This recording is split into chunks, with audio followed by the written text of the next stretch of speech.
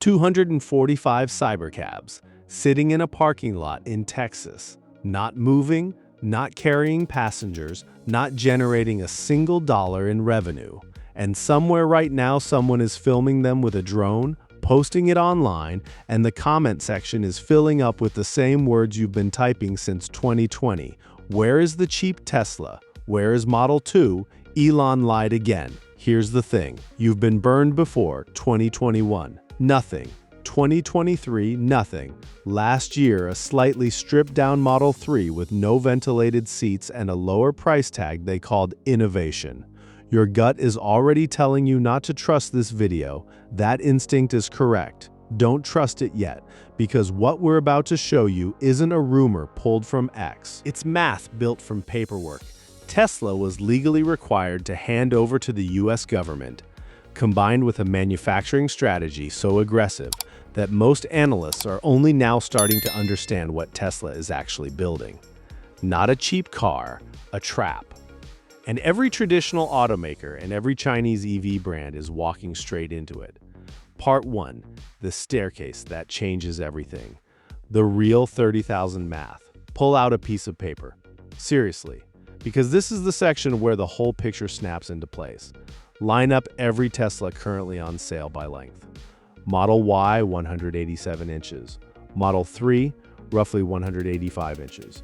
Reuters reported the upcoming Shanghai SUV at approximately 168 inches, nearly a foot and a half shorter than a Model Y, roughly the footprint of a Honda CR-V. And then at the very bottom of that list, Cybercab, just 164 inches long. That's a staircase. Each step down is a deliberate, engineered reduction in size. No gaps, no jumps. A perfectly measured descent. Now look at what happens to price as you walk down those steps. Model Y Standard, $39,990. Model 3 Standard, $36,990. Step down to the Shanghai SUV and every piece of structural evidence points to a landing zone around $30,000. And we are not inventing that number. The logic behind it is buried inside a filing that sits inside a federal database, and it tells a story most people completely missed. In May 2026, the EPA published certification paperwork on the Cybercab. Buried in that document, a 48 kilowatt-hour battery pack. To put that in terms that actually land, that is smaller than the battery inside some plug-in hybrid minivans currently sitting in suburban driveways. One motor, not two, curb weight, 3,113 pounds, lighter than a Honda Civic. This is not a haircut on an existing Tesla. This is a completely different skeleton wearing a Tesla badge. Now run the math forward. Battery packs are the single most expensive component in any electric vehicle, typically accounting for 35 to 40% of total manufacturing cost. When Tesla built the Cybercab, they shrank the pack from the 75 kilowatt-hours used in a standard Model Y down to 48 kilowatt-hours. That's a 36% reduction in battery capacity. At current cell costs, that single change represents roughly $3,500 to $4,000 in direct savings per vehicle. Drop one motor. Reduce the steel frame mass. Eliminate the rear screen, the secondary climate zones, the extra paint layers. Each subtraction compounds. The savings don't add, they multiply across the bill of materials like interest working in reverse.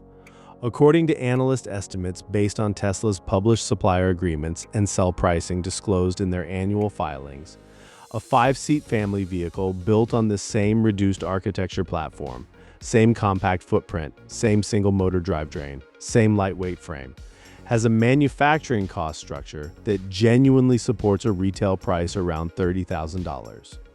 Not as a promotional stunt, not as a stripped fleet version, as a standard consumer product with positive margin. But here's the number that will make your jaw drop. If Tesla scales this platform to 2 million units per year, a target consistent with Elon Musk's public statements and Gigafactory build-out projections, the annual material savings compared to producing 2 million Model Y units instead comes out to somewhere between $7 billion and $8 billion every single year. That is enough capital to fund the construction of 2 brand new gigafactories without borrowing a single dollar. This is not a cheap car. This is a financial weapon disguised as an affordable family sedan, and the weapon is still being loaded. Part 2. The real timeline. Why 2027 is not a rumor. It's a manufacturing equation. Here is the uncomfortable truth that every optimistic Tesla headline refuses to say plainly. As of April 2026, Tesla was still in the early supplier outreach stage for the Shanghai SUV program. Not tooling, not testing. Outreach, the stage where engineers visit factories, compare quotes, and decide which suppliers are even capable of producing components at the quality and volume Tesla requires. Tesla's Q2 2026 earnings report did not include a dedicated budget line for the Shanghai SUV, which means internally, the program had not yet crossed the threshold that requires separate financial reporting. For context, consider what Tesla's own history teaches. The Cybercab, Tesla's highest priority manufacturing project in 2025, took well over a year to go from announced concept to a parking lot full of finished vehicles at Giga Texas. And Cybercab is simpler to build than a 5-seat family car. No rear seat engineering, no child seat anchors, no second climate zone, no complex storage layout, optimized from the ground up for autonomous fleet deployment, not family road trips. The staircase goes all the way down, and building the bottom step is harder than it looks. Walk the Cybercab production timeline and let the numbers speak. First unit off the line, February 17th. Volume production began around April. By June 14th, drone counts confirmed 102 units outside Giga Texas. By July 18th, that number had jumped to 245, a 140% increase in 5 weeks. That is legitimate evidence that Tesla's Unboxed manufacturing process can scale on the hardware side once the factory is properly configured. But applying that same ramp to a completely different vehicle, one that requires a full 5-seat interior, a different suspension geometry, a broader supplier base, and consumer-grade fit and finish rather than fleet-grade tolerances, is not a copy-paste operation.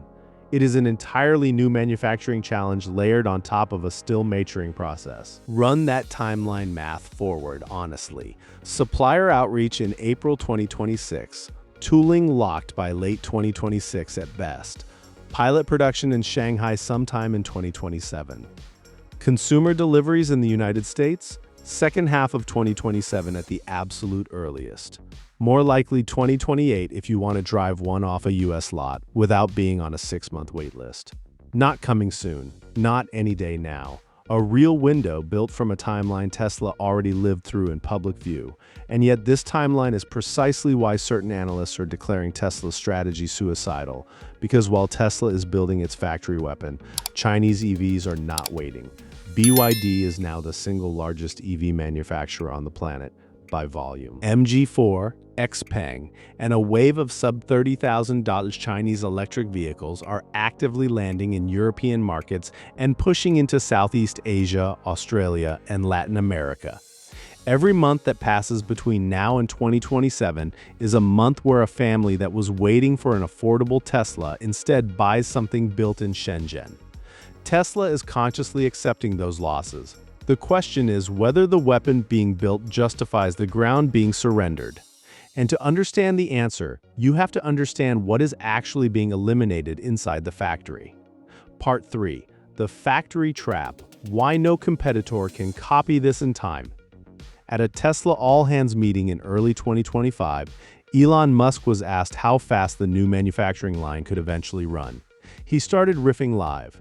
No script, no prepared slide, just a live engineering thought experiment that most people treated as a joke. Maybe we need to get even bigger casting machines, like 50,000 tons. The largest casting machine currently operating in any automobile factory, the one producing Cybertruck frames, tops out around 9,000 tons. Musk was casually suggesting a machine more than 5 times larger, with a stated goal of casting a complete car frame in 5 seconds. Faster than it takes to read this sentence out loud. The current fastest casting cycles at Tesla run closer to 90 seconds. A 5-second target is not operational reality today, and intellectual honesty requires acknowledging that. But this is the same pattern of thinking that produced the Gigapress, a machine that was widely mocked as physically impossible before it became the standard that every major automaker is now scrambling to reverse engineer. The idea always comes before the machine. The machine always arrives later than the announcement, but it arrives. Now here's the part of this story that deserves significantly more attention than it has received. Tesla has not just shrunk its casting machines or improved them. Tesla has quietly, without a major press event, killed the paint shop entirely. Not reduced, not optimized, eliminated. Through a manufacturing process called reaction injection molding RIM. Tesla is now baking color directly into plastic body panels during the molding process itself. The component exits the mold already the exact color it needs to be. No spray booth, no toxic fume extraction, no multi-hour drying tunnel consuming enormous amounts of factory floor space and energy, no $3,000 bumper repaint quotes after someone clips you in a parking structure. According to Tesla's own manufacturing disclosures, this process reduces emissions on those components by 35% and eliminates 100% of the volatile organic compound fumes that every conventional paint shop on Earth continuously pumps into surrounding air. Consider what that means at the factory scale. Traditional automotive paint shops occupy up to 40% of total factory floor space. They require approximately $1.5 billion in initial capital investment to build and commission. They consume enormous ongoing energy budgets. They introduce complex environmental compliance requirements in every jurisdiction where a factory operates. Tesla is building factories without them. That single change cuts factory footprint in half. It cuts capital requirement dramatically. It accelerates payback timelines. And it removes an entire category of manufacturing complexity that every competitor, Ford, GM, Volkswagen, Stellantis, Toyota, has spent decades optimizing and is now deeply embedded in. You cannot bolt a paint shop elimination onto an existing factory. It requires designing the vehicle around panel materials that accept RIM processing. It requires redesigning the supply chain. It requires retooling the design language of the vehicle itself.